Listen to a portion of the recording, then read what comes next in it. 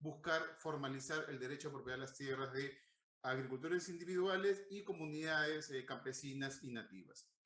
Esta es información oficial del Senagro 2012 en una tabla bastante conocida del INAI, que nos muestra de manera comparativa cómo del año 94 al 2012 las unidades agropecuarias han aumentado significativamente. Y han aumentado significativamente sobre todo las hectáreas de una extensión de hasta 5 hectáreas. En las tres regiones, como ustedes ven en el gráfico de barras abajo, ustedes ven que tanto en la costa, en la sierra y en la selva, el número de unidades agropecuarias ha aumentado significativamente. Y entonces eso nos demuestra que ha aumentado la parcelación de la tierra, ha aumentado el minifundio, y eso ya implica un reto para los gobiernos regionales, pues eso implica necesariamente contar con mayor personal y mayor presupuesto para intentar asegurar las tierras en todo el país. Pero también es importante, en las cifras que nos muestra el Senagro del 2012, que la conducción de estas unidades agropecuarias también ha aumentado en términos de las mujeres que controlan a la tierra. Se ha pasado del 20% al 30% en un corto tiempo, y entonces creo yo que ese dato ha sido importantísimo y ha implicado justamente que el Midagri genere una dirección especializada para ver los temas de las mujeres productoras con una asignación de presupuesto por una serie de actividades. ¿Esto cómo se va a reflejar al momento de asegurar derechos a la tierra? ¿Cómo es que enfrentamos que la mujer conduzca directamente a la tierra? ¿Cómo vamos a asegurar ese derecho? Creo que es un reto por delante que tendríamos que pensarlo decididamente. Ahora bien, en términos de propiedad y la superficie que el Senagro nos muestra y el número de parcelas, tenemos que decir que hay poco menos de 4 millones de parcelas en términos de propiedad, con una superficie de casi 35 millones de ellas, que se dividen, como ustedes ven en las columnas del Senagro 2012, que algunas tienen un título registrado, otras tienen título, pero que no está en la Superintendencia de Registros Públicos. Algunos predios están en trámite y otros simplemente no tienen trámite, ¿no? Entonces es un universo grande el que hay que atender, al que hay que generar una serie de herramientas normativas, pero también de presupuesto para poder, repito, asegurar este derecho tan importante que deben tener los agricultores y comunidades en nuestro país. Esta siguiente lámina nos muestra claramente que Puno es una de las regiones que tiene la mayor brecha en términos de asegurar derechos a predios individuales. Casi 600.000 predios son los que necesitan asegurarse. Está Purima con 100.000, Cajamarca con 107.000 predios, Cusco también tiene una buena porción que falta cubrir, Huancavelica, Huánuco, Junín. Entonces ustedes ven que en todo el país, todos los gobiernos regionales tienen una tarea titánica respecto a asegurar el derecho a la tierra de pequeños agricultores. Esta misma situación se refleja en las comunidades campesinas y las comunidades nativas de nuestro país, ¿sí? Entonces, miren ustedes también estas cifras que son significativas respecto a el número de comunidades, el número de comunidades que tienen un título de propiedad, pero también el número de comunidades que no tienen un plano o no están georreferenciadas. Entonces, de un total de 8.500, poquito más comunidades, hay un importante número de ellas que no está georreferenciado. O sea, no tienen un plano cómo demostrar su propiedad si es que vamos a una base catastral.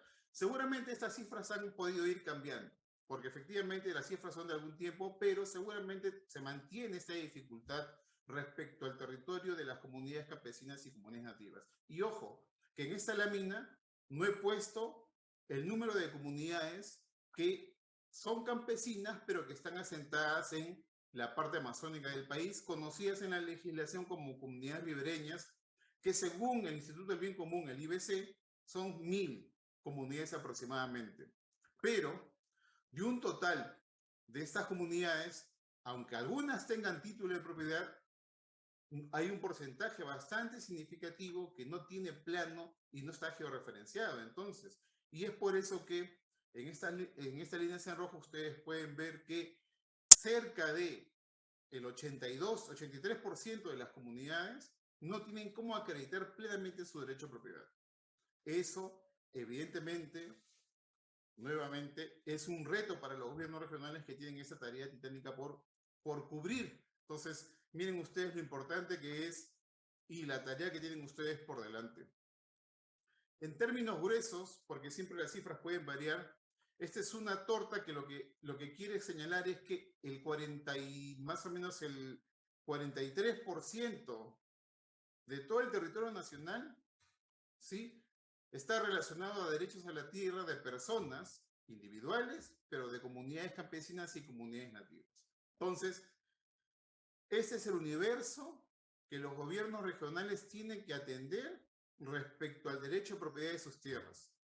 Gigante, la verdad, una tarea que tiene muchos años en nuestra nación, pero que decididamente se tiene que acometer porque hay muchas personas que no pueden asegurar este importante recurso que tienen en sus manos.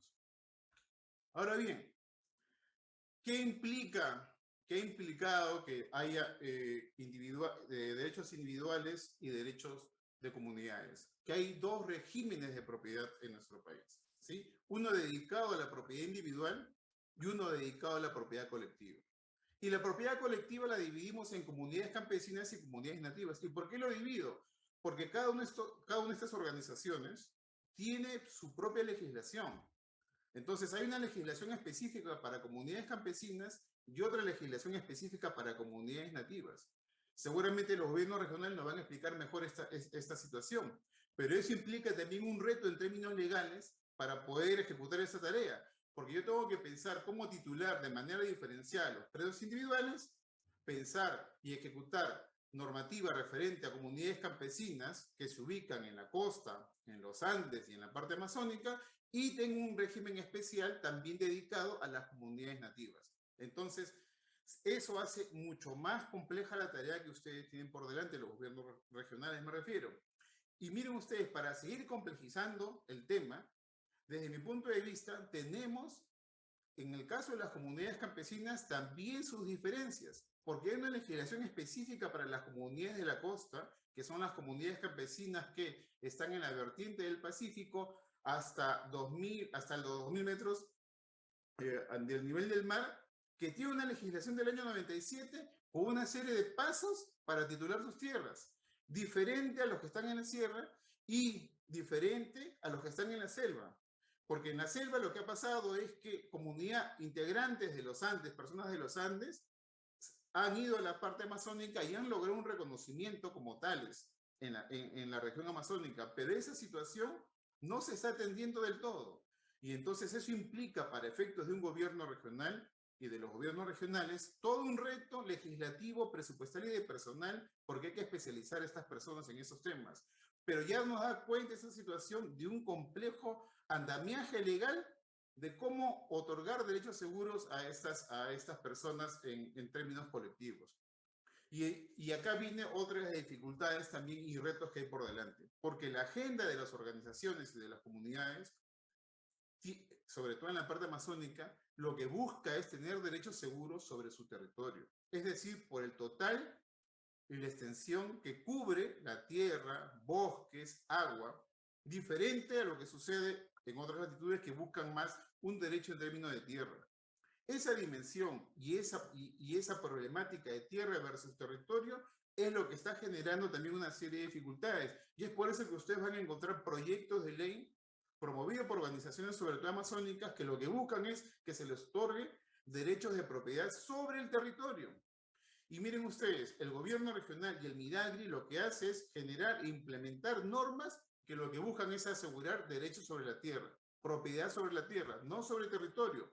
Pero esa dimensión y esa problemática, ustedes la van a tener que enfrentar de todas maneras, porque eso es lo que se está discutiendo actualmente. ¿Cómo vamos a atender esta situación? Es todo un reto, sobre todo considerando que en términos de territorio hay toda una legislación internacional que apoya justamente tener derechos seguros sobre el territorio. Y entonces, ¿cómo es que el Estado peruano se está preparando para esta situación? Es lo que tendríamos que pensar hacia adelante.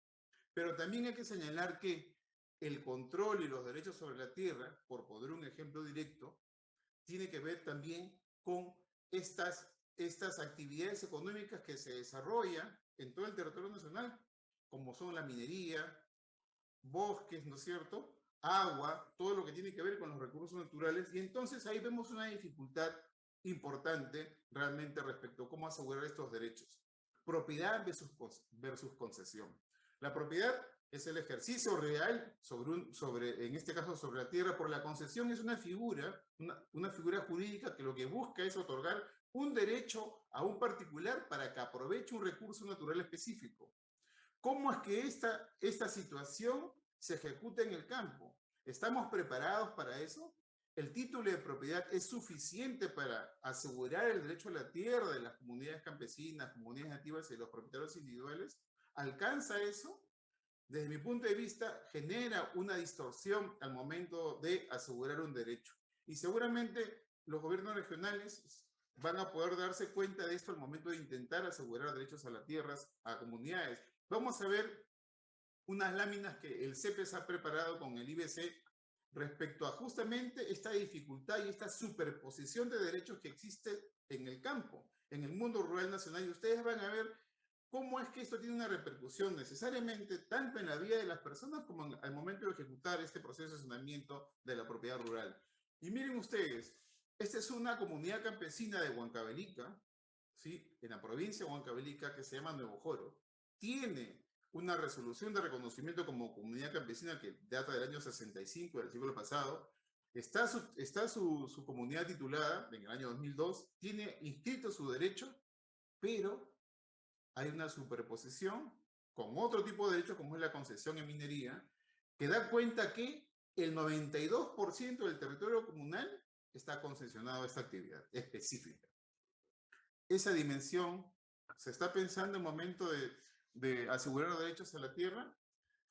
¿Cómo es que se está manejando esta situación? A mí me resulta bastante importante poder tener un tipo de definición. Entonces, miren, esto pasa en los Andes. Otra comunidad, Río de la Virgen, también de Huancavelica, 92% de todo su territorio comunal está concesionado para la actividad minera.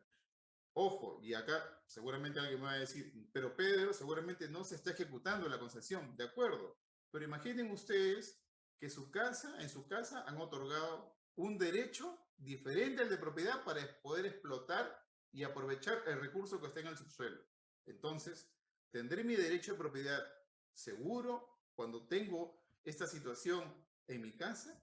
Imaginen ustedes, entonces una comunidad tiene ahí todo un problema, porque en cualquier momento, si esa concesión se activa, entonces va a haber un problema y va a haber una dificultad y se tiene que sopesar qué cosa vale más en ese sentido, si es una concesión, ¿no es cierto?, o un derecho de propiedad. Nuestro título de propiedad evidentemente no da derechos para explotar el recurso que está en el subsuelo, nos asegura un derecho a la superficie, pero en términos reales eso implica que se enerva el derecho de propiedad. Entonces, ¿cómo es que nos preparamos para esa situación en específico? Miren ustedes la comunidad de Tambopanta en Huancavelica. 100% de ese territorio comunal está bajo la concesión minera. Entonces, esta es una situación que les muestro que ocurre en Huancavelica, en 3 comunidades, pero estoy seguro que esto mismo ocurre en la parte de costa y en la parte amazónica de todas maneras, con la promoción de actividades económicas, repito, bajo la fórmula de concesiones forestales, y que seguramente generan todo un problema de distorsión, sobre todo para las personas que viven en esos territorios, ¿no? Entonces, yo quería mostrarles esta situación agraria y de los derechos de las comunidades campesinas y nativas de manera clara, para que veamos cómo es que se atiende esta situación en un futuro cercano, sobre todo considerando que existe ahora toda una dinámica legislativa que intenta implementar una segunda reforma agraria, pero bajo una fórmula que solamente implica derechos de propiedad, pero que en la medida que no atiende esta problemática específica, puede no estar acorde a los tiempos actuales, que sobre todo implica también una crisis agroalimentaria en nuestro país y en el mundo entero, ¿no?